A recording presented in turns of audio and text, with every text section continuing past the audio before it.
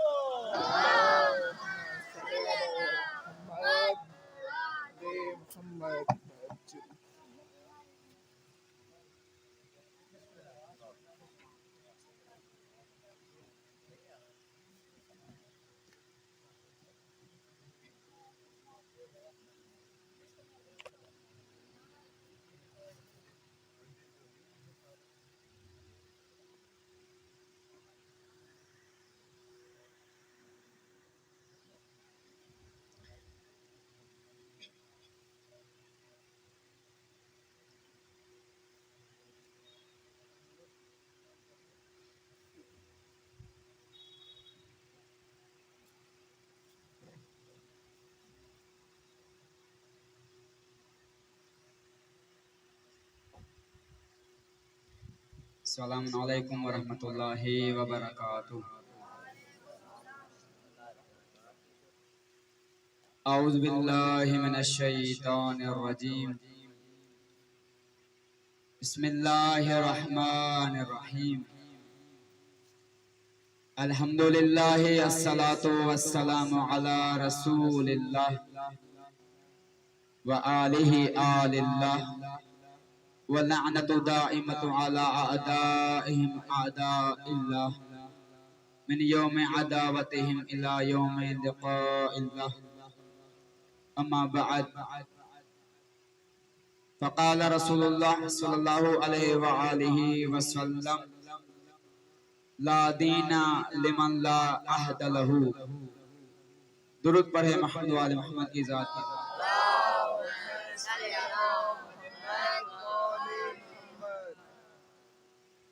سب سے پہلے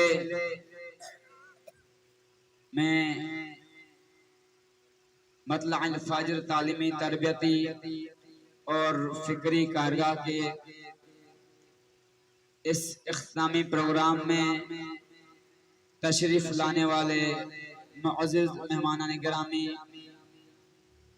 اور بالخصوص علماء کرام اور سادات بزرگواروں کا نہایت شکر گزار ہوں کہ انہوں نے اپنی زندگی کا قیمتی وقت نکالا اور آپ طلاب عزیز کی حوصلہ افزائی کی خاطر اور ہماری حوصلہ افزائی کی خاطر یہاں پر تشریف لے کر آئے اور اس انتظامیہ کے معاون بنے۔ خداوند متعال ان تمام معززین کو صحت اور سلامتی عطا فرمائے۔ پروردگار عالم ان معززین کی توفیقات خیر میں اضافہ فرمائے۔ آپ تمام طلاب عزیز اس جامعہ کے معاونین کی توفیقات خیر میں اضافے کے لیے اور ہمارے ان عزیز اور گران قدر مہمان گرامی کی توفیقات خیر میں اضافے کے لیے، صحت اور سلامتی کے لیے اور بالخصوص ہمارے بزرگ تحریک بیداری امت مصطفیٰ سندھ کے سینئر کارکن جو کافی عرصہ سے نہ مشکلات کو دیکھتے ہیں نہ سختیوں کو دیکھتے ہیں، قبلہ مولانا محمد یاسین کملی صاحب کہ جن کی والدہ محترمہ انتقال فرما گئیں، ان کی مغفرت کے لیے آقا کی والدہ کی مغفرت کے لیے، امام زمانہ کے ظہور میں تعجیل کے لیے اور اپنی بیداری کا ثبوت دینے کے لیے 3 مرتبہ بآواز بلند محمدی صلوات۔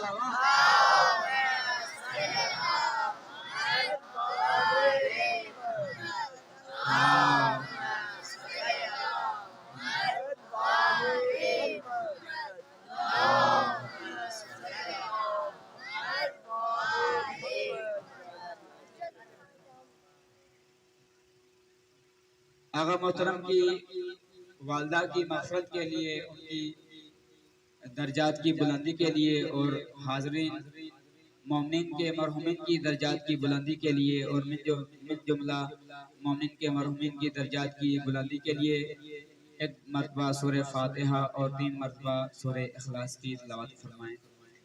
بسم اللہ الرحمن الرحیم، الحمدللہ رب العالمین، الرحمن الرحیم، مالک یوم الدین، ایاک نعبد و ایاک نستعین، اهدنا الصراط المستقیم، صراط الذین انعمت علیہم غیر المغضوب علیہم ولا الضالین۔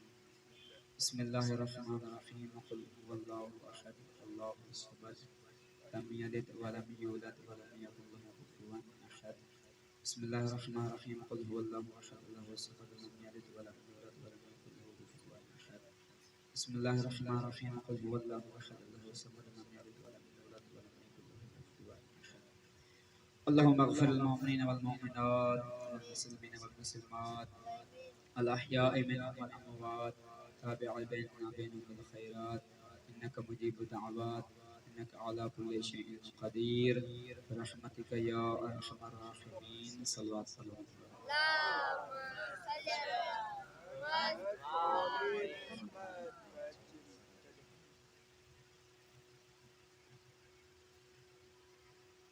رب کریم کا نہایت شکر گزار ہوں اور ہم سب اس بات پر شاکر ہیں کہ پروردگار عالم نے ہماری زندگی میں 1 مرتبہ پھر آپ جیسے معصوم چہروں، نورانی قلوب اور پاکیزہ دل رکھنے والے جوانوں کی زیارت نصیب فرمائی، آپ کے ساتھ وقت گزارنے کی توفیق عطا فرمائی اور آپ کے ساتھ جو تربیت کا ماحول کارگاہ میں بنتا ہے، پروردگار نے وہ پاکیزہ ماحول عطا فرمایا۔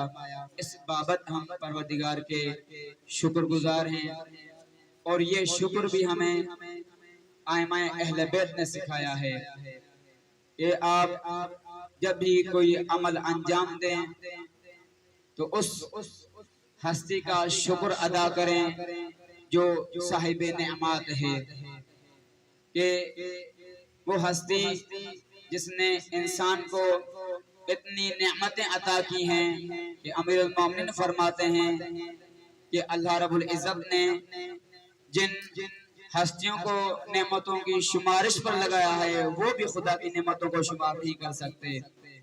تو اتنی عظیم نعمتیں ہر انسان کو پروردگار نے عطا کی ہیں، لیکن ایک نعمت کے ساتھ ساتھ پروردگار نے ہمیں ایک عظیم لطف عطا فرمایا ہے، اپنی رحمت کی ایک جھلک دکھائی ہے اور اپنے اس نورانی ہستیوں کا جو پروردگار عالم نے اس کائنات میں سایہ رکھا ہوا ہے، ان کا مظہر آپ جوانوں کی شکل میں ہمیں دکھایا ہے کہ آپ جیسے جوان آج بھی وہ درد دین کا رکھتے ہیں جو کربلا میں موجود جوان دین کا درد لے کر اپنے وقت کے امام کے ساتھ شریک ہو گئے تھے۔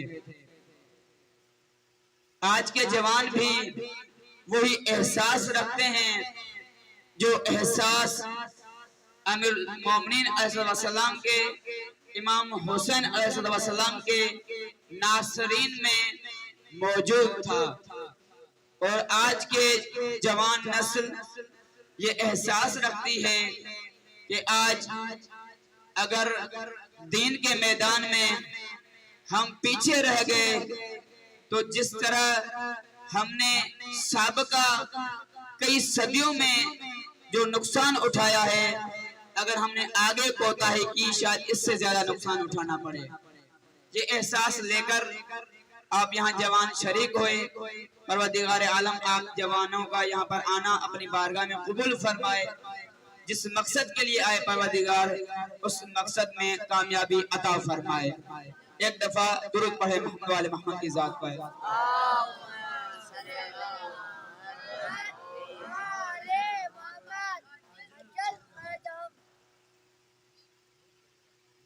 آپ یہاں پر مشاہدہ فرما رہے ہیں طلاب کارگاہ تو اس چیز سے کافی حد تک آگاہ ہو چکے ہیں، لیکن ایک تعارف کے طور پر جو موجود مہمان گرامی موجود ہیں ان کے لیے کہ یہاں پر جو جوان آئے 18 سے 28 جون تک یہاں پر جو عرصہ گزارا، جو وقت گزارا، اس دورانیوں میں ان کو کون سا برنامہ فراہم کیا گیا، کون سا شیڈول فراہم کیا گیا کہ جن کے مطابق انہوں نے یہاں پر یہ 10 دن گزارے ہیں۔ یہاں عنوان سے ہی معلوم ہے، سب سے پہلے میں ایک بات کا ذکر ضروری سمجھتا ہوں کہ یہ کارگاہیں کہ جن کو پہلے سمر کیمپ کا عنوان دیا جاتا تھا، لیکن جب سے استاد محترم نے اس کی فعالیت کو مزید تیز کیا ہے اس وقت سے اس کا نام کارگاہ پڑ گیا ہے، اور جس کی تفصیل آغا بزرگوار نے آپ کو وضاحت کے ساتھ بیان بھی فرمائی ہے کہ کارگاہ کا کیا مطلب ہے، اور آپ خود مشاہدہ بھی کر چکے ہیں، سامنے لکھا ہوا ہے کہ کارگاہ کسے کہتے ہیں۔ یہ اس وقت پورے پاکستان کے اندر کارگاہیں منعقد ہو رہی ہیں، تقریباً 200 کے قریب اور 100 سے زیادہ مقامات پر یہ کارگاہیں اس وقت منعقد ہو رہی ہیں، اور شاید اس سے زیادہ اور بھی منعقد ہوں انشاءاللہ۔ اور یہ ہر سال جامعہ اردو الوسطی کی زیر سرپرستی میں یہ کارگاہیں منعقد ہوتی ہیں جولائی کے مہینے میں۔ اسی کی ایک کڑی، اسی کا ایک سلسلہ یہاں پر مدرسہ امام علی رضا علیہ السلام میں یہ کارگاہ منعقد کی گئی، جس کا آج آپ اختتامی پروگرام اور اس کی اختتامی تقریب میں آپ شریک ہیں۔ ان کارگاہوں کا اثر کیا ہوتا ہے، میں صرف ایک مثال کے ذریعے آپ کو ان کارگاہوں کی اہمیت بتانا چاہتا ہوں، اور پھر بعد میں جو مختصر ہم نے ان کو شیڈول دیا ہے وہ ذکر کر کے انشاءاللہ آپ کی زحمات کو تمام کروں گا کہ ان کارگاہوں کا اثر کیا ہے۔ کہ ایسا نہیں ہے کہ ان جوانوں کو جو ہم 10 دن کے لیے بلاتے ہیں تو یہاں پر ایسا نہیں ہے کہ ہم ان کا یہاں پر آ کر ٹائم پاس کریں، وقت ان کا گزار کر اور ایسے ہی ہم ان کو واپس بھیج دیں۔ ان کا خاص ہدف ہوتا ہے اور خاص مقصد ہوتا ہے کہ انشاءاللہ بعد میں ذکر کرتا ہوں میں۔ اثر کیا ہے، ان کارگاہوں کے اثرات کیا ہیں؟ جامعہ کے اندر چنیوٹ سے ہی ایک دیہی علاقے سے وہاں کے نوجوان طلاب جو کارگاہ میں شریک ہوئے جامعہ اردو الوسطی کے اندر، جو بہت کم سن تھے، جوان نہیں تھے، نوجوان تھے، بہت کم سن تھے، انہوں نے آ کر شرکت کی، اور بعد میں جب وہ کارگاہ منعقد کرنے کے بعد واپس گھر میں گئے تو وہ برنامہ، وہ شیڈول جو ان کو کارگاہ میں فراہم کیا گیا تھا، اسی شیڈول کے مطابق انہوں نے وہاں پر زندگی بسرنا شروع کر دی، وہیں زندگی گزارنا اپنے گھر کے اندر، وہی شیڈول قائم رکھا، وہی برنامہ جاری رکھا جو انہوں نے کارگاہ کے اندر منعقد ان کو کرایا گیا تھا۔ انہوں نے وہاں پر جا کر جس طرح سے یہاں پر نماز شب پڑھائی جاتی تھی، انہوں نے نماز تہجد پڑھنا شروع کی، نماز فجر، باقی اپنی نمازیں جس طرح سے وقت پر وہاں پڑھائی جاتی تھی وہ بھی پڑھتے۔ یہ سلسلہ پہلے ان کے والدین نے دیکھا کہ کیونکہ ایک پاکیزہ ماحول سے ہو کر آئے ہیں اور یہ کچھ وقت اثر چلے گا اور پھر وہی عادی والی زندگی بسر کرنا شروع کر دیں گے جیسے یہ پہلے زندگی بسر کرتے تھے۔ یہ ان کے والدین کا کہنا ہے کہ جب یہ بچے کارگاہ سے گئے، ان کے والدین خود آغا صاحب سے ملنے کے لیے آئے، انہوں نے دیکھا کہ چند دن میں یہ عادت ہے اور عادت ختم ہو جائے گی، لیکن جو ان کی سوچ تھی ان کا عمل ان کی سوچ کے برخلاف تھا۔ ان بچوں کا اقدام، ان کا عمل، ان کا رویہ، ان کا اٹھنا بیٹھنا، ان کی حرکات، ان کی سکنات ان والدین کے سوچ کے بالکل ہی خلاف تھی۔ انہوں نے سمجھا کہ ایسے ہی عادت ایک بن گئی ہے، روٹین بن گئی ہے، پھر بعد میں اسی لائن پر آ جائیں گے جس طرح سے پہلی زندگی بسر کر رہے تھے۔ لیکن ان والدین کا کہنا ہے کہ ہم نے پورا مہینہ ان کو دیکھا کہ جس طرح سے جو شیڈول، جو برنامہ آپ نے کارگاہ کے اندر ان کو فراہم کیا تھا، اب تک مہینہ گزر چکا ہے، 1 مہینہ گزر چکا ہے، 30 دن گزر چکے ہیں، یہ اسی شیڈول کے مطابق سوتے ہیں، اسی شیڈول کے مطابق کھاتے ہیں، اسی شیڈول کے مطابق نماز پڑھتے ہیں اور اسی شیڈول کے مطابق باقی اپنے سارے کام انجام دیتے ہیں۔ یعنی 1 مہینے کے بعد، 30 دن بعد وہی والدین آئے آغا صاحب کی خدمت میں اور وہاں پر معلوم کیا کہ آغا صاحب سے ملنے کا طریقہ کیا ہوتا ہے۔ ان کو پتا بھی نہیں تھا، پہلی دفعہ آئے وہاں پر، اسی طرح سے ان کو آغا صاحب سے ملایا گیا۔ استاد محترم آغا سید جواد نقوی حافظ اللہ سے ملاقات ہوئی، انہوں نے آ کر یہ اظہار کیا کہ میرے 2 بچے کسی بھی ذریعے سے، مجھے پتا نہیں تھا یہ کارگاہ کیا ہوتی ہے، یہ فکر کیا ہوتی ہے، اور یہ جو کچھ آپ یہاں پر مجھے نظر آ رہا ہے، مجھے اس چیز کا علم نہیں تھا۔ کسی ذریعے سے تحریک بیداری کا سسٹم بنا ہوا ہے آغا صاحب کا، کسی بھی ذریعے سے وہ جامعہ میں آ کر یہاں پر پہنچ گئے، اور ہم نے بھی سوچا کہ کچھ دن ابھی چھٹیاں ہیں، پاکیزہ ماحول سے ہو کر آئیں گے اور کچھ نہ کچھ یہ حاصل کر کے آئیں گے، علم سیکھ کر آئیں گے، جس طرح سے اسکول میں سیکھ کر آتے ہیں، دین کا علم بھی ضروری ہے۔ عموماً یہی ذہنیت والدین کے ذہن میں ہوتی ہے یہی بات، اور اسی ذہنیت کے مطابق وہ بچوں کو بھیج دیتے ہیں ان کارگاہوں کے اندر۔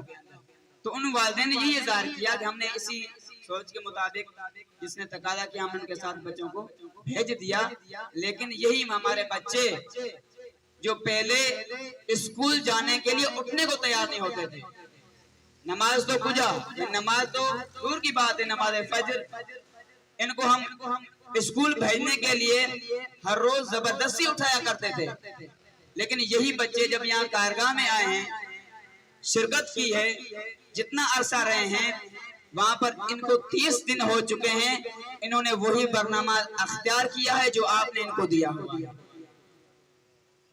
یعنی یہ کارگاہوں کا اثر ہے، اور آپ شرکاء کارگاہ جنہوں نے اس کارگاہ کے اندر شرکت کی ہے، اس کو اور اس کے پیغام کو اور اس میں جو کچھ آپ کو ملا ہے، اس کو آپ ہلکا نہ مانیں، اس کو آپ ایسے ہی سرسری نہ مانیں۔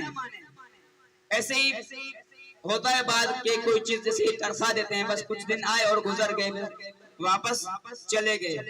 یہ مثال ہر اس انسان کے لیے ہے جو اس فاسد ماحول سے نکل نہیں پاتا، اس کے لیے زندہ مثال ہے یہ۔ اب آتے ہیں کہ کارگاہ کے اندر کون سا ایسا برنامہ، کون سا ایسا شیڈول ان کو دیا جاتا ہے کہ جس کے اتنے بڑے اثرات ہیں، جو اثرات ہیں اس کارگاہوں کے، ان میں سے میں نے ایک مثال دی ہے، اور بھی بہت ساری مثالیں ہیں، میں نے ایک مثال آپ کی خدمت میں پیش کی ہے۔ وہ شیڈول کون سا ہے، وہ برنامہ کون سا ہے، وہ آپ خود مشاہدہ کر رہے ہیں۔ جیسے سورہ قدر کے اندر بھی ہے، سلام ہی حتی مطلع الفجر، مطلع الفجر یعنی طلوع فجر، فجر کا طلوع ہونا، فجر کا طلوع ہونا ایک خاص وقت ہے، ایسا وقت جب ابھی رات کا وقت ہے، اور آپ نماز فجر جب صبح کو اٹھیں گے اور نماز فجر پڑھیں گے، پروگرام کے بعد سوئیں گے اور صبح اٹھیں گے نماز فجر پڑھیں گے، اس کے بعد ایک ایسا وقت آتا ہے کہ جو اندھائی ہے، ظلمات ہے، تاریکی ہے، وہ آہستہ آہستہ ختم ہو رہی ہوتی ہے اور روشنی چھا رہی ہوتی ہے۔ یہ کیسے ہوتا ہے؟ یہ اس طرح ہوتا ہے کہ خدا متعال کے نظام کے مطابق ایک ایسا نور، شمسی نظام کا نور جب وہ پھٹتا ہے، پھیلتا ہے، اس کے آتے ہی جو تاریکی چھائی ہوتی ہے زمین کے جس خطے پر، وہ تاریکی بھاگ جاتی ہے، دور ہو جاتی ہے۔ کس وجہ سے؟ اس نور کے آنے کی وجہ سے، اس روشنی کے آنے کی وجہ سے۔ اسی کو کہتے ہیں مطلع الفجر، یعنی فجر کا طلوع ہونا۔ فجر کا طلوع ہونا کا کیا مطلب ہے؟ یعنی تاریکی کا ختم ہونا اور نور کا چھا جانا، نور کا آ جانا۔ اور مطلع الفجر کارگاہ کا بھی یہی ہدف ہے کہ وہ تاریکی جو ہمارے قلوب میں، ہمارے دلوں میں، ہماری زندگی میں، ہمارے معاشرے میں، ہماری سوسائٹی میں، ہماری مملکت میں جو تاریکی آ چکی ہے گناہوں کی وجہ سے، ہماری غفلت کی وجہ سے، ہماری سستیوں کی وجہ سے جو تاریکی چھا چکی ہے، اس تاریکی کو صرف ایک ہی چیز بھگا سکتی ہے، وہ نور ہے۔ اور وہ نور ہے، وہ نور کون سا ہے؟ وہ نور یہ کارگاہ ہیں، یہ کارگاہیں آپ کے لیے نور فراہم کرتی ہیں، یعنی روشنی فراہم کرتی ہیں۔ اسی مطلع الفجر کارگاہ کے 3 بنیادی ارکان ہیں، اہداف ہیں، جو آپ کو شیڈول میں، برنامے میں اسی کے مطابق آپ کے پورا برنامہ چلتا ہے اور شیڈول چلتا ہے۔ ان میں سے پہلا رکن یعنی علم، تعلیم، تربیت اور فکر، یہ 3 ارکان ہیں جس پر ہماری کارگاہیں چلتی ہیں۔ اور یہ نہیں کہ یہاں پر کارگاہ ابھی منعقد ہوئی ہے تو ہم بیٹھ جائیں گے، خدا توفیق دے گا انشاءاللہ آگے مزید 1 جولائی سے 8 جولائی تک ٹھٹا کے اندر انشاءاللہ کارگاہ منعقد ہونی ہے، وہ بھی مدرسے کے اندر ہی ہے کہ جس کے طلاب یہاں پر آئے ہوئے ہیں، ہم ان کے بھی شکر گزار ہیں کہ انہوں نے وقت دیا اور یہاں پر آ کر انتظامی امور کو سنبھالا ہے۔ تعلیم، تربیت اور فکر، یہ 3 ارکان ہیں، ان تینوں کی یہ 3 بنیادیں ہیں کارگاہ کی، جو کارگاہ ہم منعقد کرتے ہیں ان کی بنیادیں یہ 3 ہیں، تعلیم، تربیت اور فکر۔ تعلیم، علم سے آپ سب عزیز جانتے ہیں، اور علم ایک عرب لغت میں علم کی پہچان ہے اور ایک اہل بیت کی لغت ہے علم کے بارے میں۔ لغت عرب میں جس کو ہم اردو میں کہتے ہیں جاننا، یہ لغت میں اس کو کہتے ہیں جاننا، سیکھنا، یہ علم کا مطلب ہے۔ لیکن اہل بیت کی لغت میں یہاں تک نہیں ہے۔ اہل بیت کی لغت میں اہل بیت فرماتے ہیں العلم نور، اہل بیت کا فرمان ہے۔ اہل بیت کی لغت بیان کر رہی ہے کہ علم صرف جاننا نہیں ہے، علم صرف سیکھنا نہیں ہے، علم کیا ہے؟ العلم نور، علم نور ہے، علم روشنی ہے۔ اب آپ کو سمجھ آ جائے گا وہ مطلع الفجر کی جو میں نے مثال دی ہے، یہاں اس کی وضاحت کی ہے کہ تاریکی کا ختم ہونا، جو انداہی جس کو ہم کہتے ہیں اس کا ختم ہونا، اور نور کا چھا جانا، نور کا پھیل جانا، جس کی ہماری اس معاشرے میں سخت ضرورت ہے۔ علم یعنی نور ہے، علم روشنی ہے۔ علم جب روشنی آتی ہے تو تاریکی ختم ہو جاتی ہے، ظلماتیں ختم ہو جاتی ہیں، پھر روشنی چھا جاتی ہے، وہاں پر کسی تاریکی کی گنجائش نہیں ہوتی۔ اگر علم آ جائے، روشنی آ جائے، علم کی حیثیت اور علم کا مقام اور علم کا تعارف جو اہل بیت نے کرایا ہے وہ اس طرح کرایا ہے کہ علم نور ہے، خدا جسے چاہے اپنی مرضی سے عطا کرتا ہے۔ یہ ہر ایک کو یہ نور بھی نہیں ملتا، علم نور ہے لیکن ہر ایک کو نہیں ملتا، بھلے مل جاتا ہے، معلومات مل جاتی ہیں، بہت ساری معلومات انسان کو مل جائیں گی، وہ چیز انسان علم پڑھتا رہے، لیکن اگر معلومات میں اضافہ ہوتا رہے، اس کے قلب میں، اس کے دل میں، اس کے وجود میں اگر وہ روشنی بن کر داخل نہیں ہوا تو یہ اہل بیت کا علم اس نے نہیں سیکھا، اس نے کسی اور یعنی بنو امیہ کا اس نے علم سیکھا ہے، اہل بیت کا علم نہیں سیکھا۔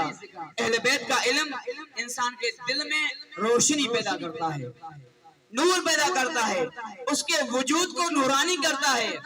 جب یہ وجود کسی معاشرے میں پہنچتا ہے وہ معاشرہ بھی نورانی ہو جاتا ہے، جس طرح سے آپ نے ان 2 بچوں کی مثال دی کہ وہ خاندان جہاں پر وہ والدین اظہار کر رہے ہیں کہ ہم ان کو نماز کے لیے جگاتے ہیں، ان کو اسکول کے لیے جگاتے ہیں، اٹھنے کے لیے آمادہ نہیں ہیں، لیکن جب اس کارگاہ سے ہو کر جاتے ہیں تو وہ روشنی جب ان کے وجود تک پہنچ گئی، وہ روشنی انہوں نے لی اور اپنے وجود میں اس کو سمایا اور اس کو پھر اظہار بھی کیا، ظاہر بھی کیا اپنے عمل کے ذریعے سے۔ یہ نہیں کہ انسان علم سیکھے اور اس کو چھوڑ دے، ترک کر دے، یہ آفت ہے علم کی اور آپ اس کو جان چکے ہیں۔ یہ پہلا رکن ہے تعلیم ہماری کارگاہ کا، کہ جو بنیاد ہوتی ہے کارگاہ کی، صرف یہ نہیں کہ ہم کو تعلیم دے کر اور واپس بھیج دیں۔ دوسرا جو رکن ہے اس کارگاہ کا وہ تربیت ہے۔ تربیت ایک تربیت ہمارے معاشرے میں رائج ہے، جس کو ہم کہتے ہیں، آغا صاحب اس کے لیے ایک لفظ استعمال کرتے ہیں، طوطا بنانا، یعنی طوطے والا رٹا لگانا۔ کوئی بھی چیز اگر یاد کرنی ہو، کوئی بھی چیز اگر حاصل کرنی ہو، سیکھنی ہو، کیا کرتے ہیں؟ رٹا لگاتے ہیں۔ جیسے طوطے کو کوئی چیز سمجھا دیں، وہ فوراً وہی چیز دہراتا رہتا ہے۔ جو چیز ایک حیوان کر دے، وہی چیز اگر انسان کے لیے رکھ دی جائے تو یہ انسان اس چیز کے ذریعے انسان نہیں بن سکتا، وہ حیوان ہی بنتا ہے، طوطا ہی بنے گا۔ پھر وہ ہماری تربیت کے اندر یہ چیز رکھ دی گئی، یعنی طوطا بناتے ہیں ہماری تربیت کے اندر۔ لیکن حقیقی پہلو جو اہل بیت نے بیان کیا ہے تربیت کا، یعنی پروان چڑھانا۔ پروان چڑھانا کا کیا مطلب ہے؟ یعنی وہ صلاحیتیں جو اللہ رب العزت نے، بور تو نہیں ہو رہے، ایک دفعہ بابا نے بولا سلوات پڑھے محمود والے محمود کی ذات۔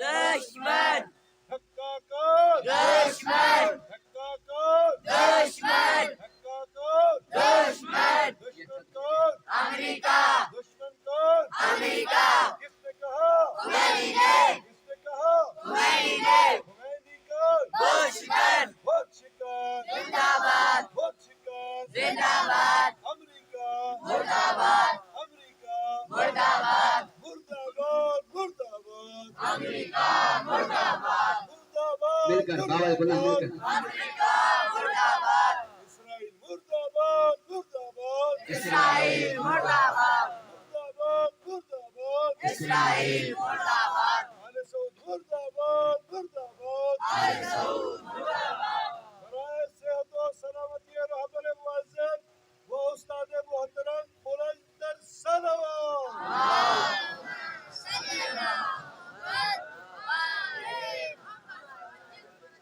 وہ صلاحیتیں ہر انسان کو پروردگار نے صلاحیتیں عطا کی ہیں۔ جوان کے اندر صلاحیتیں وہ عروج پر ہوتی ہیں۔ وہ صلاحیتیں جو خداوند متعال نے عطا کی ہیں، بہت ساری وجوہات کی وجہ سے وہ چھپ جاتی ہیں۔ ان صلاحیتوں کو ابھارنا، ان کو جگانا اور ان کو تیار کرنا، اس کو تربیت کہتے ہیں۔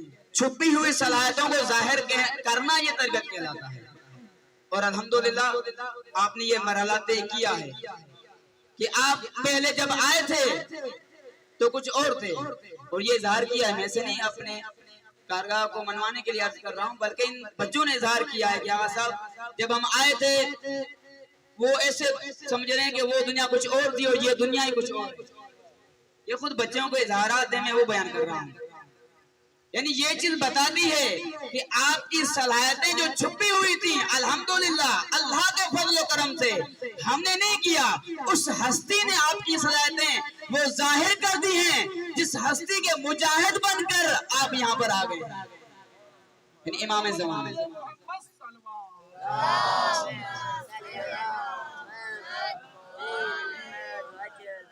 یعنی امام وقت۔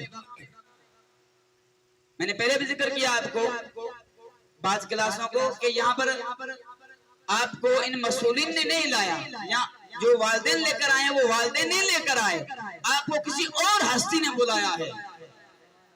اور یہ خوش قسمتی ہے کہ کتنی دنیا میں اتنے جوان ہیں جو گناہوں میں گرد ہو رہے ہیں، لیکن ہم وہ ہیں جن کو خود امام بلائیں اپنی راہ کے لیے۔ کتنا خوش نصیب جوان ہے جس کو اپنے وقت کا امام انتخاب کر لے کہ آپ ہی میری راہ کے قابل ہیں۔ اس سے زیادہ اور کیا خوش نصیبی چاہیے انسان کے لیے؟ اس سے بڑی خوش نصیبی نہیں ہو سکتی، اور یہ آپ نے اپنی آنکھوں سے دیکھا ہے، یقیناً مشاہدہ کیا ہوگا آپ نے کہ اس آپ کے یہاں پر آنے میں، کارگاہ کے آنے میں نہ آپ کا ہاتھ ہے، نہ آپ کے استادوں کا ہاتھ ہے، نہ آپ کے مسئولین کا ہاتھ ہے، نہ آپ کے والدین کا ہاتھ ہے، ایک اللہ کا ہاتھ ہے اور ایک اس ہستی کا ہاتھ ہے جس کو ولی خدا نے بنایا ہوا ہے، اس کا ہاتھ ہے۔ اور جب ایسی ہستیوں کا ہاتھ دامن، جب ایسی ہستی کا دامن پڑ جائے، جیسے امیر المومن کے بارے میں فرماتے ہیں، رسول خدا صلی اللہ علیہ وآلہ وسلم نصیحت کرتے ہوئے فرماتے ہیں، اے سلمان، اگر پوری دنیا ایک طرف چلتی جا رہی ہو لیکن علی اگر اکیلے ایک طرف جا رہے ہوں، پوری دنیا کو چھوڑ کر وہاں جانا جہاں علی امیر المومنین جا رہے ہیں، تو آپ ان میں سے ہیں، آپ ان میں سے ہیں، آپ آج کے سلمان ہیں، اب آج کے امیر المومنین کے پیروکار ہیں، امام زمانہ کے وہ سپاہی ہیں کہ آپ نے اس ہستی کا دامن تھام لیا ہے جو ہستی اس انتظار میں ہے کہ میرے مجاہد کب آمادہ ہوتے ہیں میں ان کے درمیان میں جا سکوں، وہ اس انتظار میں ہے، اور انہی چیزوں کا احساس یہی تربیت ہے، اور الحمدللہ یہ احساس آپ کے اندر پیدا ہوا ہے کہ آپ اس ہستی کے لیے آئے ہیں۔ تیسری چیز جو آخری ہے وہ ہے فکر، جو جس کارگاہ کا محور ہے۔ فکر کہتے ہیں ڈائریکشن کو۔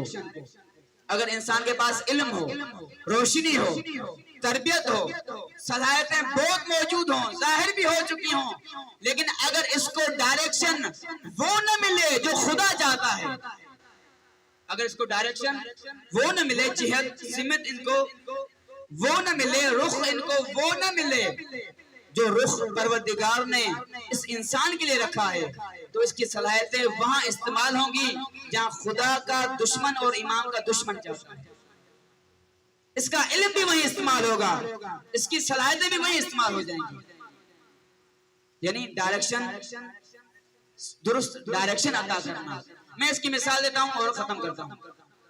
جیسے آپ ٹارچ دیکھتے ہیں، چور کے ہاتھ میں بھی ٹارچ ہوتی ہے، روشنی ہوتی ہے، ٹارچ، ڈاکٹر کے ہاتھ میں بھی ٹارچ ہوتی ہے، لیکن دونوں کی ٹارچ میں فرق ہوتا ہے، دونوں کی سوچ میں فرق ہوتا ہے، دونوں کی فکر میں فرق ہوتا ہے، دونوں کے عمل میں فرق ہوتا ہے، دونوں کی تشخیص میں فرق ہوتا ہے، دونوں کے رویے میں فرق ہوتا ہے کہ ڈاکٹر جب اس ٹارچ کو استعمال کرتا ہے کس مقصد کے لیے استعمال کرتا ہے، اور یہ چور اس ٹارچ کو استعمال کرتا ہے تو کس مقصد کے لیے استعمال کرتا ہے۔ چور کہاں استعمال کرتا ہے اس ٹارچ کو، اس کی جہت، اس کی ڈائریکشن کیا ہوتی ہے، اور ڈاکٹر کس کے لیے، ڈاکٹر اس انسان کے علاج کے لیے، اس انسان کی حفاظت کے لیے، اس انسان کی نجات کے لیے ٹارچ استعمال کرتا ہے، لیکن یہ چور اس انسان کی نابودی کے لیے ٹارچ استعمال کرتا ہے۔ دونوں کا عمل ہے، دونوں عمل کر رہے ہیں، لیکن دیکھیں ڈائریکشن چینج ہے، ٹارچ دونوں کے پاس ہے، روشنی دونوں کے پاس ہے، عمل دونوں کے پاس ہے، طاقت دونوں کے پاس ہے، صلاحیت دونوں کے پاس ہے، جسم دونوں کے پاس ہے، وجود دونوں کے پاس ہے، لیکن ڈائریکشن دونوں کی چینج ہے، رخ دونوں کا چینج ہے۔ اگر انسان کو علم مل جائے، تربیت بھی ممکن ہے مل جائے، لیکن اگر ڈائریکشن نہ ملے کہ فیصلہ کہاں کرنا ہے، تشخیص، درست تشخیص کہ یہ ٹارچ استعمال کہاں کرنی ہے، ایسا نہ ہو کہ ہمارے پاس روشنی ہو، ٹارچ ہو، لیکن وہاں استعمال کر رہے ہوں جس طرح سے چور استعمال کرتے ہیں۔ جس طرح سے امام جعفر صادق علیہ السلام نے پوچھا گیا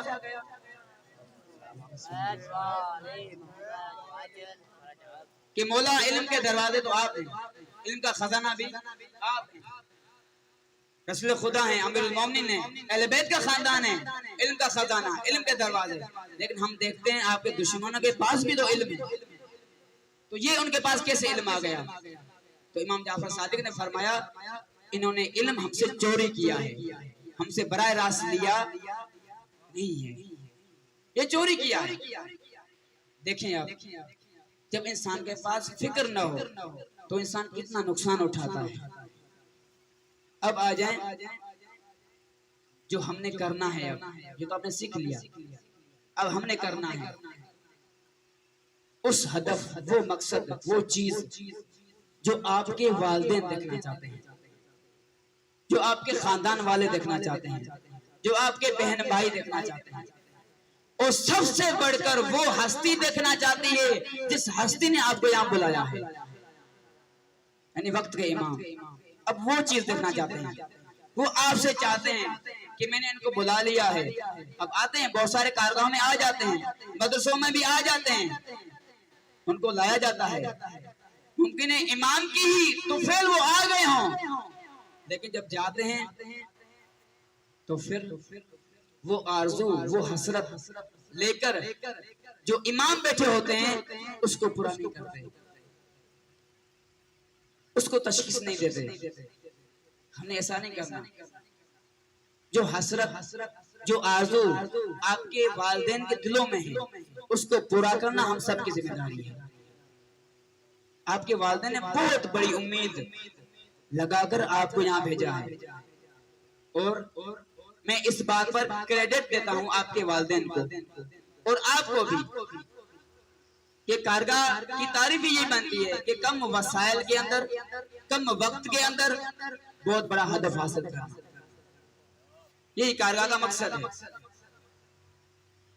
وسائل بھی بہت کم ہو اور وقت بھی بہت کم ہو، لیکن ہدف بہت بڑا ہو، وہ حاصل کرنا۔ اور اس میں آپ مجاہدین نے کر کے دکھایا ہے، ہم نے خود مشاہدہ کیا ہے اور آنکھوں سے دیکھا ہے، اور یہ جو آج ہمارے رہنما سید مختار شاہ صاحب نے اظہار کیا ہے، یہ اس کی زبان کا اظہار نہیں تھا، یہ آقا کے دل کا اظہار ہے۔ جو آپ کے اندر دیکھا ہے کتنی سختی تھی، یعنی مسئولین کی طرف سے سختی نہیں تھی جس طرح ہوتی ہے کارگاہ کے اندر، نہیں، موسم کی دشواری تھی، کافی گرمی تھی اور وسائل کی کمی تھی، اور بھی بہت ساری مشکلات تھیں، اگر ان کو گننا شروع کر دیں تو پوری رات گزر جائے گی، لیکن الحمدللہ یہ سب کچھ آپ کے تعاون سے ہوا ہے، اور یہ آپ کے تعاون سے اس لیے ہوا ہے، ہم نے کچھ بھی نہیں کیا، انتظامیہ نے کچھ بھی نہیں کیا، ہم شاید ممکن ہے ہم سے کوئی کوتاہی ہو گئی ہو، کل ہم سے امام پوچھے کہ اس جوان کو جو چیز چاہیے تھی آپ نے نہیں دی، اس کو میں نے بھیجا تھا، لیکن آپ نے اس طرح سے اس کو تیار کر کے نہیں بھیجا جس طرح سے میں چاہتا تھا۔ ممکن ہمیں اس طرح سے امام کا سامنا کرنا پڑے، لیکن آپ نے کر کے دکھایا ہے، الحمدللہ کر کے دکھایا ہے، کہ جس احساس کو لے کر آپ آئے تھے اسی کو انشاءاللہ آپ حاصل کر کے جائیں گے یہاں سے، اور جا رہے ہیں۔ وہ ہے سب سے پہلے اگر آپ نے یہ اپنے اندر دیکھنا ہے، میں آپ کو آپ کی اس کارگاہ میں جو کچھ آپ کی زندگی بسر ہوئی ہے 10 دن کی، سارے طلاب متوجہ ہوں سب، یہ جو بات نیچے سر رکھ کر آپ سو رہے ہیں یا کیا کر رہے ہیں، سوئی رہے ہوں گے، ان کو جگائیں اور سارے متوجہ ہوں، یہ جو ابھی چیز میں آپ کی خدمت میں پیش کر رہا ہوں، کہ جو کچھ آپ لے کر آئے سب سے پہلے اگر آپ نے تشخیص دینی ہے کہ میں ان 10 دنوں میں جو میری زندگی ہے وہ آیا بدلی ہے یا نہیں، میرے اندر فرق آیا ہے یا نہیں آیا، تشخیص دینے کا ایک معیار آپ کو دے رہا ہوں کہ میرے اندر آیا تبدیلی ان 10 دن کے اندر، کہ میرے لیے پروردگار نے اہتمام کیا، میرے مولا نے اہتمام کیا اور مجھے یہ فرصت نصیب ہوئی، تو آیا میرے اندر کوئی تبدیلی واقع ہوئی ہے یا نہیں، کوئی انقلاب آیا ہے یا نہیں آیا۔ تشخیص کا کیا معیار ہے؟ تشخیص کا معیار آپ کا عمل ہے، آپ کا عمل بتائے گا، اور وہ عمل بھی کہاں؟ معاشرے میں نہیں، گاؤں میں نہیں، بعد میں، خاندان میں بعد میں، سب سے پہلے آپ کا عمل، آپ کا رویہ آپ کے والدین کے سامنے بتائے گا، وہ آپ کے والدین ہیں، کیونکہ آپ کے والدین نے دل پر پتھر رکھ کر آپ کو یہاں بھیجا ہے، دل پر پتھر رکھ کر بھیجا ہے، ایسے نہیں بھیجا، کیونکہ آپ ان کے جگر ہیں، گوشہ ہیں، ان کے بضعہ ہیں، ان کے ٹکڑے ہیں آپ۔ اس کے باوجود آپ یہاں پر 10 دن رہے۔ بہت سارے والدین، چند والدین نے رابطہ کیا، بہت سارے والدین نے ابھی تک انہوں نے فون بھی نہیں کیا۔ اس کا مطلب یہ نہیں ہے کہ وہ آپ سے محبت نہیں کرتے، نہیں، وہ محبت کرتے ہیں، چاہتے ہیں، اتنا چاہتے ہیں آپ سوچ بھی نہیں سکتے، اتنا وہ آپ کو چاہتے ہیں کہ آپ سوچ بھی نہیں سکتے وہ کتنا چاہتے ہیں آپ کو۔ لیکن ان کے ذہن میں یہی چیز ہے کہ جس کے لیے بھیجا ہے، ایسا نہ ہو کہ ہم ان کے ساتھ رابطہ کرنے کی کوشش کریں، وہ ہدف چھوٹ جائے جس کے لیے ہم نے ان کو بھیجا ہے۔ یہ ذہن میں رکھ کر بہت سارے والدین نے ابھی تک رابطہ نہیں کیا، اور یہ ان کا اعتماد ہے، یہ ان کا بھروسہ ہے کہ اپنی امانت ہمارے حوالے کی ہے، بہت بڑا بھروسہ ہے۔ سب سے پہلے آپ کا عمل، آپ کا رویہ آپ کے والدین کے سامنے ٹیسٹ ہوگا، یہاں پتا چلے گا کہ آپ کے اندر تبدیلی واقع ہوئی ہے یا نہیں۔ وہ ہے والدین کا احترام۔ یہاں سے یعنی جب آپ گھر سے آئے تھے اور یہاں کارگاہ میں جتنے دن رہے آپ، یہاں سے آپ یہ دورانیہ گزار کر اگر اپنے والدین سے وہی رویہ اختیار کرتے ہیں جو پہلے اختیار کرتے تھے، اس کا مطلب آپ نے امام کو بھی مایوس کیا ہے، آپ نے اساتذہ کو بھی مایوس کیا ہے، اپنے انتظامیہ کو بھی مایوس کیا ہے، اور آپ نے معاونین کو بھی مایوس کیا ہے، ان کا بھی حق ضائع کیا ہے۔ اگر آپ کے رویے میں، آپ کے احترام میں، آپ کے عمل میں کوئی فرق نہیں آیا، یہ تشخیص ہے، یہ معیار آپ سب جان لیں، یعنی اپنے آپ کو جاننے کا معیار ہے یہ کہ آیا میرے اندر اس کارگاہ میں شرکت سے کوئی تبدیلی واقع ہوئی ہے یا نہیں۔ وہ کیسے جانیں گے آپ؟ جب آپ کے والدین آپ سے ملیں، آپ ان سے ملنے جائیں، گفتگو ہو، آپ سے پوچھیں گے، وہاں آپ کا عمل بتائے گا۔ وہ ہے والدین کا احترام، والدین کا احترام۔ سب سے زیادہ آپ کی تشخیص آپ کے لیے امتحان، یہ جو آپ نے امتحان دیا ہے یہ ایسے ہی ہے، یہ ہم نے وہ فارمیٹی پوری کرنے کے لیے یہ امتحان لیتے ہیں تاکہ پتہ چلے کہ آپ نے پڑھا ہے یا پڑھا نہیں ہے، سمجھا بھی ہے یا سمجھا نہیں ہے۔ اصل آپ کا امتحان وہاں ہونا ہے جنہوں نے آپ کو یہاں بھیجا تھا، اصل امتحان آپ کا وہاں ہونا ہے، اور وہ ہے آپ کا احترام۔ سب سے پہلے جو آپ سب نے یہ کام کرنا ہے، شرکائے کارگاہ سب نے یہ کام کرنا ہے کہ آپ نے والدین کی قدم بوسی کرنی ہے اور دست بوسی کرنی ہے، ان کے قدم چومنے ہیں، ان کے قدموں کو بوسا دینا ہے اور ان کے ہاتھوں کو بوسا دینا ہے۔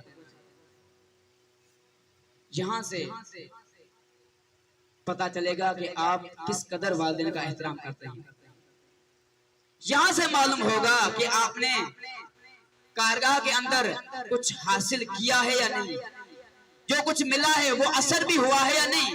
اب ممکن شرماہٹ ہو بہت ساروں کو کہ ہم جائیں، کیسے والدین کے قدم چومیں، کیسے ان کی دستبوسی کریں، کیسے ان کے ہاتھ چومیں، لیکن اس چیز کو نظر میں رکھیں کہ آپ کے والدین نے 10 دن کے لیے جو بھیجا ہے وہ بڑی امید کے ساتھ بھیجا ہے، بہت کچھ نظر میں رکھ کر بھیجا ہے۔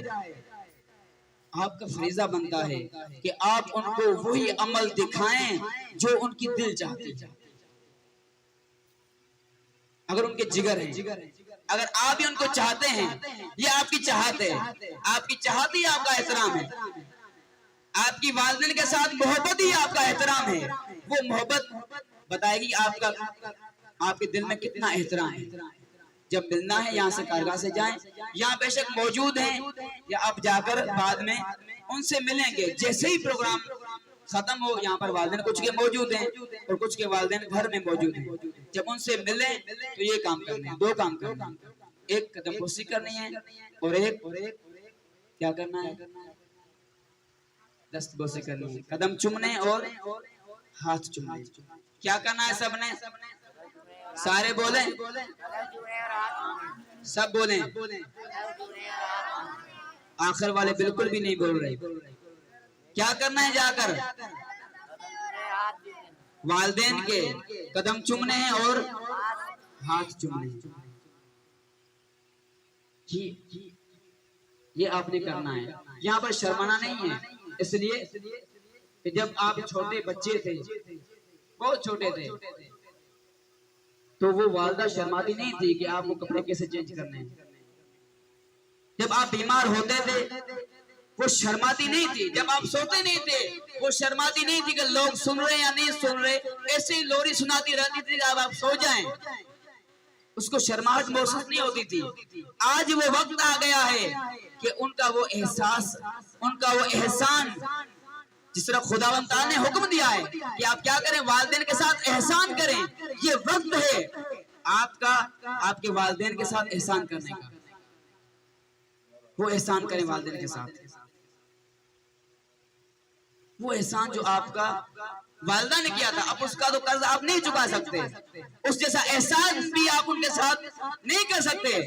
لیکن جو ہماری ذمہ داری ہے, جو خدا نے ہمارے اوپر ذمہ داری رکھی ہے, جو قرآن فرما رہا ہے, اور جو امید ہمارے مولا ہم سے لگائے بیٹھے ہیں, اگر آپ نے والدین کا احترام رکھا, یقین جانیں 100 گنا آپ کے دل میں امام کا احترام پیدا ہو جائے گا. اگر آپ والدین کا احترام نہیں کر سکتے تو پھر نہ امام کا احترام آپ کے دل میں پیدا ہوگا, نہ خدا کا احترام دل میں پیدا ہوگا. کیونکہ انہی والدین کے احترام کے لیے پروردگار نے اپنی عبادت کے ساتھ والدین کے احترام کو ذکر کیا. یہ آپ نے سب کرنا ہے اور یہ آپ سب کی ذمہ داری ہے, اور انشاءاللہ اس کو پورا کریں گے. آپ نے یہاں سے سفیر بن کے جانا ہے. آپ سفیر ہیں, جیسے آپ پڑھا ہے, آپ سب نے کیا پڑھا ہے؟ امام حسین کا کون سا فرمان پڑھا ہے؟ کوئی سنائے گا؟ شاباش. صرف 2-3 ہاتھ کھڑے ہوئے ہیں, باقی آپ نیچے ہیں. ہاتھ کھڑا کریں, کھڑے نہ ہو, ہاتھ کھڑا کریں. صرف امام حسین کا کون سا فرمان آپ نے سنا ہے؟ یہ بچہ جو کھڑا ہوا تھا, ابھی جو کھڑا ہوا تھا, بتائیں شاباش. بلند آواز سے بولیں تاکہ سب سن پائیں. سب پڑھیں ان کے ساتھ. یہ پڑھا رہے ہیں, آپ پڑھیں. شاباش, پڑھیں, پڑھائیں.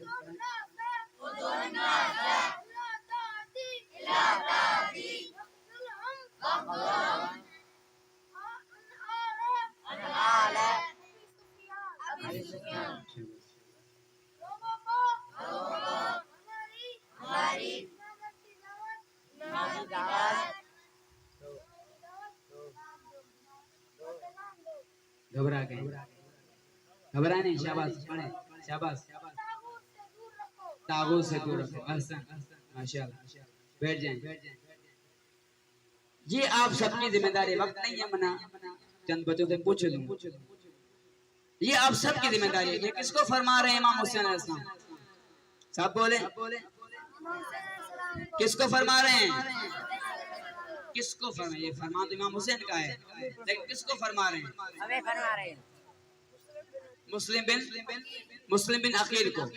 مسلم بن عقیل کون تھے؟ کون تھے؟ سب بولیں, ساتھ بولیں. کون تھے؟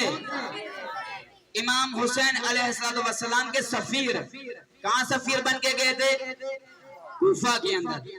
جب امام کے سفیر حضرت مسلم بن عقیل کو امام نے سفیر بنایا تو اس وقت یہ فرمایا کہ آپ جب میرے سفیر بن کر جا رہے ہیں تو میری سفارت یہ ہے جو آپ کو بتا رہا ہوں.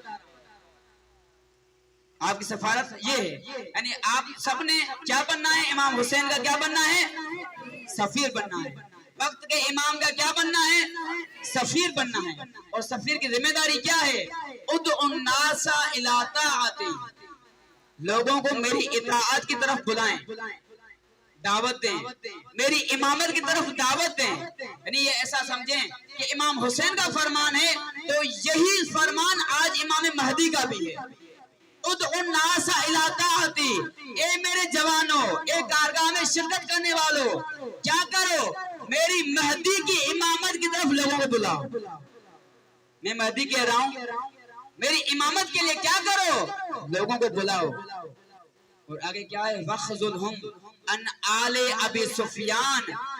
دو کام کرنے، ایک میری امامت کے لیے لوگوں کو تیار کرنا ہے، میری حکومت کے لیے لوگوں کو تیار کرنا ہے، میری اطاعت کے لیے لوگوں کو تیار کرنا ہے. دوسرا کام کون سا کرنا ہے؟ وَخْذُلْهُمْ عَنْ آلِ ابی سفیان. دوسرا کام یہ کرنا ہے کہ آپ نے آل ابی سفیان سے لوگوں کو دور کرنا ہے. یعنی کون؟ طاغوت، ظالم، جابر، ان ظالموں سے آپ نے کیا کرنا ہے؟ لوگوں کو دور کرنا ہے. یہ ہم سب کی ذمہ داری ہے، یہ انتظامیہ کی ذمہ داری ہے، یہ اساتذہ کی بھی ذمہ داری ہے، یہ معاونین کی بھی ذمہ داری ہے، یہ ہم سب کی ذمہ داری ہے جو امام حسین علیہ السلام فرما رہے ہیں اور جو آج کے وقت کا امام فرما رہا ہے اور اس کا نائب جو بار بار صدا دے رہا ہے، ندا دے رہا ہے اور اس کا عمل بتا رہا ہے کہ آج بھی امام کا نائب، امام کا سفیر کیا کر رہا ہے؟ لوگوں کو امام مہدی کی حکومت کے لیے تیار کر رہا ہے اور طاغوتوں سے دور کر رہا ہے، ظالموں سے دور کر رہا ہے. ہم نے بھی یہی کرنا ہے. آپ سب کی یہی ذمہ داری ہے. کیا کرنا ہے؟ امامت کے لیے تیار کرنا اور طاغوتیت سے دور کرنا. امامت کے لیے تیار کرنا، طاغوتیت سے دور کرنا، ظلم سے دور کرنا. یہ ہم سب کی ذمہ داری ہے. پروردگار عالم انشاءاللہ آپ سب کی توفیقات خیر میں اضافہ فرمائے. اللہ رب العزت آپ تمام شرکاء کارگاہ کا یہاں پر آنا اپنی بارگاہ میں قبول اور منظور فرمائے. پروردگار عالم آپ کو جو آپ اہداف یہاں پر لے کر آئے ہیں، خداوند عالم آپ کو ان اہداف میں کامیابی اور کامرانی عطا فرمائے. پروردگار عالم آپ تمام شرکاء کارگاہ کے والدین کی عزت، ناموس کی، مال کی حفاظت فرمائے. پروردگار عالم ان کی توفیقات خیر میں اضافہ فرمائے.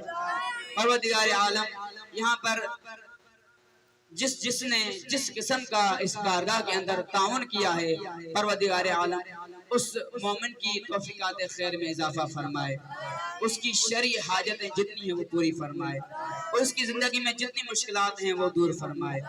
پروردگار عالم اس مومن کے جتنے بھی خاندان میں مرحومین ہیں ان مرحومین کی مغفرت فرمائے. شفاعت اہل بیت علیہ السلام ان مرحومین کو عطا فرمائے.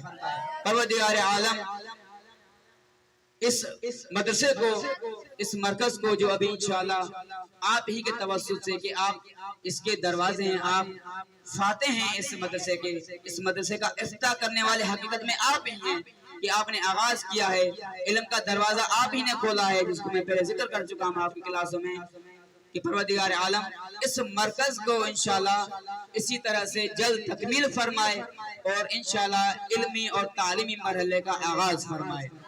پروردگار عالم اس مدرسے کے ساتھ جو بھی معاونین تعاون کر رہے ہیں، پروردگار عالم ان کی توفیقات خیر میں اضافہ فرمائے. آپ اپنی حفظ اور سلامتی کے لیے، اپنے والدین کی حفظ اور سلامتی کے لیے، اپنے اساتذہ کی حفظ اور سلامتی کے لیے، صحت اور سلامتی کے لیے، استاد محترم کی صحت اور سلامتی کے لیے، رہبر معظم کی صحت اور سلامتی کے لیے، سید مقامت سید حسن نصر اللہ کی صحت اور سلامتی کے لیے اور تمام جباروں اور ظالمین کی نیست اور نابودی کے لیے اور اپنے وقت کے امام کے ظہور میں تعجیل کے لیے 5 مرتبہ بآواز بلند محمدی و انقلابی صلوات صلی اللہ